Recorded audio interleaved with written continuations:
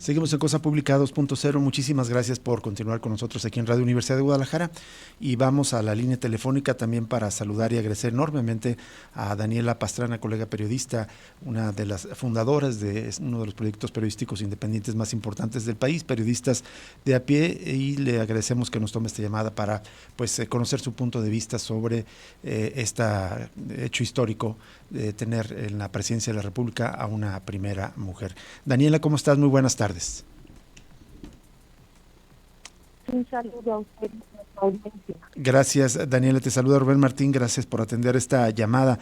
Conversamos contigo hace unas semanas, después de la elección, conociendo tu opinión, preguntando tu opinión sobre este hecho de que fuera electa una mujer. Ahora ya está en la presidencia, ya en funciones. ¿Qué significado tiene para la historia del país este hecho, Daniela, desde tu punto de vista? Mira, efectivamente,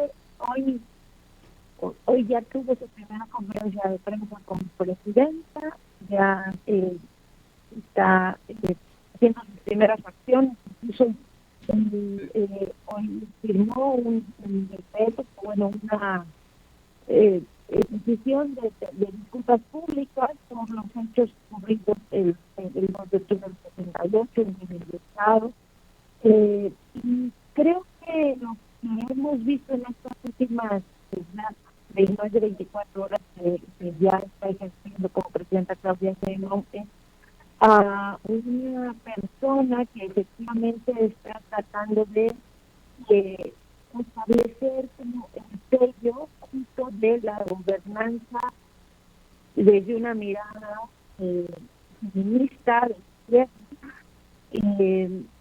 Se ha visto, sobre todo en el discurso de ayer de la toma de protesta, me parece muy interesante, ¿no? Es un mensaje que mandó sobre todo para las mujeres, en el sentido que, bueno, hoy quiero reconocer a las heroínas de la patria, pero también a las heroínas anónimas, ¿no?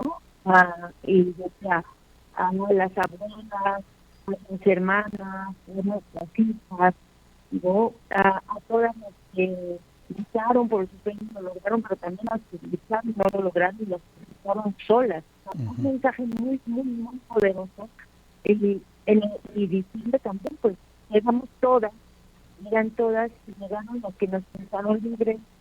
Y yo creo que ese es un mensaje que realmente manda una señal importante. De hecho, que se lo ha dado incluso toma de poder, ese paso de la banda ya junto a esta cargo que se llama Martínez, que es una de los emblemas de las luchas de las mujeres y de la izquierda, pues hacia doblemente emblemática ese paso de poder, ¿no? Bueno, pues estamos a la espera de ver qué señales mandan en nuestros días. El primero hoy fue con la memoria, o sea, ayer fue el tema muy claramente enfocado en las mujeres. Claro. Hoy arrancó con la memoria y luego empezó en Acapulco también a ver el tema de las personas que pueden estar siendo afectadas por estos huracanes, ¿no? Así es. Daniela, una de las preguntas que hacen muchos, ¿cuál sería la relación de Claudio Sheinbaum con Andrés Manuel López Obrador, siendo pues no solo un presidente, sino un dirigente político, el que probablemente más poder acumulado en la historia reciente del país? Y se preguntan cómo va a lidiar con ese legado, o incluso, yo no lo creo, pero pues hay algunas versiones de que podría seguir siendo manipulada desde el retiro de Andrés Manuel López Obrador. ¿Cómo te imaginas tú que será esa relación? Para empezar, me parece que la idea de que pueda ser manipulada termina siendo un tanto misógina, porque es una idea que jamás se podría haber expresado, por ejemplo, cuando asumió el poder el gobierno de México en el relevo de Marcelo Ebrard. No, nadie dijo que iba a ser un títere. Creo que sí tiene esa connotación de que pues es la primera mujer. Por supuesto que es parte del mismo proyecto y por supuesto es una sucesión que ha sido muy platicada entre ambos, muy vinculada y están muy de acuerdo en muchas de las cosas que se han decidido en estos últimos meses. El recorrido que ella hizo con él, igual lo tiene semana en los últimos meses, la decisión de no invitar al rey de España, que ella dice que pues, se puede en realidad.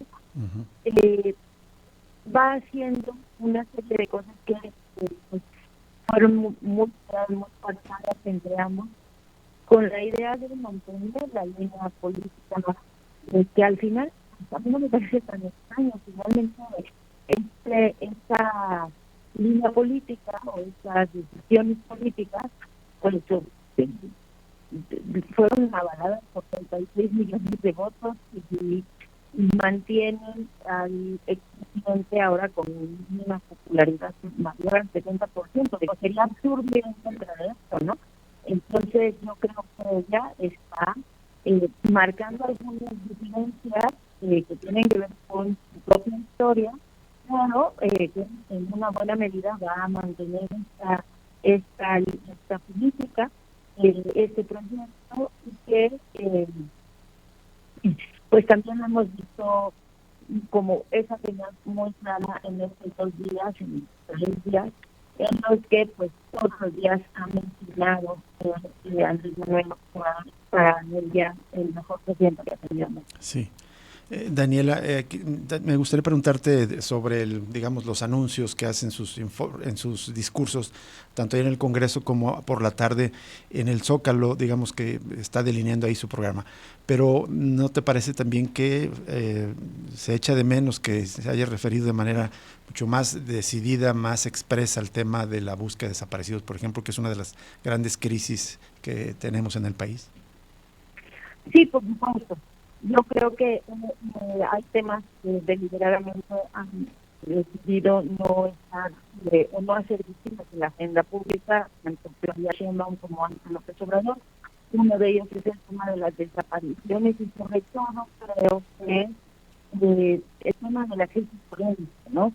Lo que tenemos ahora es quizá no una situación de desaparición forzada como pudimos haber tenido antes algunos años, pues, parte de lo que dicen, ¿no? Ya no hay una instrucción del Ejecutivo de abatir personas o incluso hacer desapariciones forzadas, como tuvimos en una buena parte de la historia reciente del país. Pero lo que tenemos ahora es una verdadera crisis forense. Ya hay más de 70,000 cuerpos sin identificar y muchas de las personas, muchas de las madres, pues están en espera de que haya acciones gamma, colorazos, de sangre, una serie de acciones que han definido muy bien las familias para que estos 70,000 cuerpos sin identificar, pues tengan una identificación pronta, ¿no? Y ya yo no habló nada, tampoco habló del tema de la migración, de los migrantes que han llegado a México desde el sur. Y en general creo que la agenda de derechos humanos es una de los grandes pendientes que sobrepasaron al gobierno de López Obrador, que no fueron algo que pudiera, en todo caso, quizá ponerlos en una mesita, pero no es suficiente, por supuesto, no logró disminuir el problema grave en México, y optó pues por ponerlo bajo la alfombra, y creo que hasta ahorita en estos días pues Claudia Sheinbaum también ha decidido no ponerlo en un lugar relevante. Ahora yo esperaría que en los próximos hizo un ajuste de algunos temas con respecto a cuando ganó la elección, su primer discurso, que también dijo le damos todas ahora, incorporó algunos temas de los que no había hablado entonces. Uno de ellos, por ejemplo, fue Ayotzinapa. Yo esperaría que también en los próximos días vayamos viendo también una pues orientación hacia entender el tema de las personas desaparecidas, porque en la medida en la que esto no sea mencionado, no tenga una enunciación, pues es problema que no solo no se va a resolver, sino se va creciendo en esa invisibilidad. Así es. Hola Daniela, te saluda Jesús Estrada. Coincido contigo, la expectativa del tema de derechos humanos urgente en el país.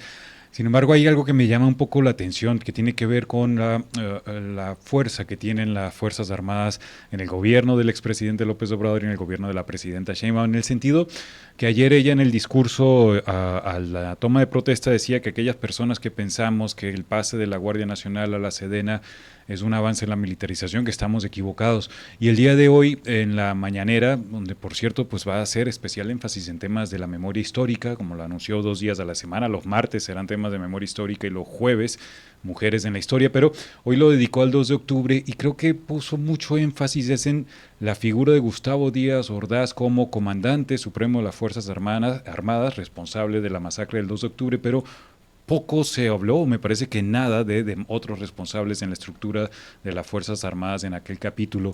Con las fuerzas, el empoderamiento del ejército en este gobierno, ¿crees que podamos llegar a avanzar en temas de justicia tanto del pasado como de lo que está ocurriendo en el presente? Es un tema muy complejo. Mira, yo creo que las Fuerzas Armadas nunca han dejado de tener poder en México. Y la diferencia es que en la administración pasada se hicieron muy visibles, estaban muy a la vista, pero han estado, hay que recordar que, no sé, Marcelo de la Concha, el procurador con Fox y la general, hay que recordar que en la Ciudad de México tuvimos, desde 1996 empezó a haber una selección de gobernantes en la ciudad. Pues varios jefes de policía han sido generales, incluso un poquito antes, con el último reciente, el general Enrique Salgado Cordero, pues tenía a más de 100 miembros de la policía de la capital, de militares. Nunca, en realidad, creo que han estado lejos de la vida pública, sino que mantenían un perfil o se mantenía un perfil, no había este reconocimiento que por López Obrador en que hubiera un reconocimiento. A mí me parece que es un tema o un error tratar de no sé, de hacer que la sociedad que ha estado muy agraviada, no nada más por los crímenes de hace 50 años que pudieron haber cometido durante este periodo llamado Guerra Sucia, sino en esta etapa muy reciente que fue la guerra contra los nobles, pues acumula agravios el ejército, aunque nos hayan mandado o no nos hayan mandado, acumula agravios hacia la sociedad.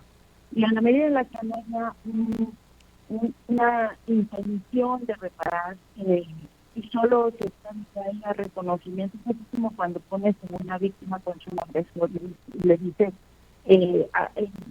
entiéndase, dialoguen y firmen la paz. No es así, ¿no? Porque hay una correlación de fuerzas que hace que la gente, o sea, que las personas que son víctimas, pues no estén en condiciones de igualdad para tener un acuerdo con la agresor. Entonces creo que ahí hay un error, aunque pueda entender la idea de que es necesario repensar el papel que han tenido o que pueden tener los militares, que en una crisis de seguridad tan fuerte como la que tenemos, tener a 50,000 pues encerrados en un cuarto ni siquiera es práctico, ¿no? Porque además desertan y crean grupos criminales terribles y sanguinarios como fueron los Zetas. Creo que sí es importante que tengamos una discusión más profunda de lo que tiene que hacer con ellos, pero la insistencia en que olvidemos los agravios acumulados en la sociedad de parte de las distintas fuerzas armadas, pues creo que es un error. O sea, que no ayuda tampoco a que podamos avanzar en un tema de justicia y reparación del daño, sobre todo para que no vuelvan a ocurrir las cosas que han ocurrido. Así es, ojalá así sea. Daniela, pues te agradecemos mucho que hayas tomado esta llamada y hayas conversado con el auditorio de Radio Universidad de Guadalajara sobre este tema. Muy buenas tardes y muchas gracias. No, al contrario. Muchísimas gracias a ustedes y un abrazo. Igualmente para ti, Gracias. Daniela Pastrana, del proyecto periodístico Periodistas a Pie, pues con estas reflexiones sobre la llegada de Claudio Sheinbaum, pues estos pendientes, vamos a ver si en camino corrige. Yo creo que sigue siendo un error que no haga explícito que va a poner mucho énfasis en combatir las desapariciones forzadas y por particulares. Ojalá haya una reflexión y un remedio pues en este faltante en este momento. Y por supuesto a lo largo de los próximos días seguiremos con el análisis del programa de gobierno que presenta Claudia Sheinbaum. Por lo pronto vamos a una pausa y justo vamos a regresar con síntesis de lo que fue la primera mañanera de la nueva presidenta de México.